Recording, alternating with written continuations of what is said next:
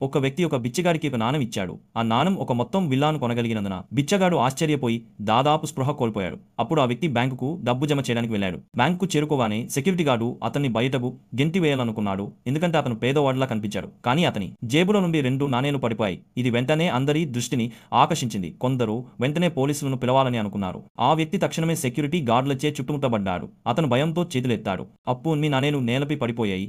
Manager ఆశ్చర్యపోయి ఒక్క మాట కూడా మాట్లాడలేకపోయాడు. అతను ఇంత ధనవంతుడిని ఎప్పుడూ చూడలేదు. ఆ వ్యక్తి బ్యాంకులో 3 సున్నా జమ చేశాడు. అందరూ అతనికి గొప్ప గౌరవం చూపించారు. కానీ అతనికి ప్రపంచంలోని అన్ని వస్తువుల ధరలు 300 రెట్లు తగ్గాయని తెలియదు. $1తో విల్లా కొనవచ్చు. ఆ తర్వాత ఆ వ్యక్తి సేల్స్ ఆఫీస్కు వచ్చాడు. అక్కడ స్క్రీన్పై ఒక ఆఫీస్ భవనం కేవలం 5 అని చూశాడు. ఒక సేల్స్ పర్సన్ అతన్ని తలుపు వద్ద అడ్డుకుని గెంటివేయాలని అనుకున్నాడు. ఆ వ్యక్తి స్క్రీన్పై ఉన్న సమాచారం నిజమేనా అని ఆసక్తిగా అడిగాడు. కానీ సేల్స్ పర్సన్ అతన్ని పేదవాడిగా భావించి అతను దాన్ని కొనలేడని అనుకున్నాడు. కాబట్టి అతను సేల్స్ ఆఫీస్లోకి వెళ్లి తనిఖీ చేయవలసి వచ్చింది. మరొక రియల్ ఎస్టేట్ సేల్స్ పర్సన్ అతన్ని హృదయపూర్వకంగా ఆహ్వానించడానికి సిద్ధంగా ఉంది. కానీ ఆమె సహోద్యోగి వ్యక్తిని చూసి నవ్వి అతను కేవలం చూడగలడని, ఇంటిని కొనే సామర్థ్యం అతనికి ఖచ్చితంగా లేదని అన్నాడు. కానీ ఆ వ్యక్తి అకస్మాత్తుగా తన బ్యాంక్ కార్డును తీసుకుని అన్ని ఇళ్లను కొనబోతున్నట్టు చెప్పాడు. అయితే ఆమె సహోద్యోగి ఆ కార్డులో డబ్బు లేదని అనుకున్నాడు.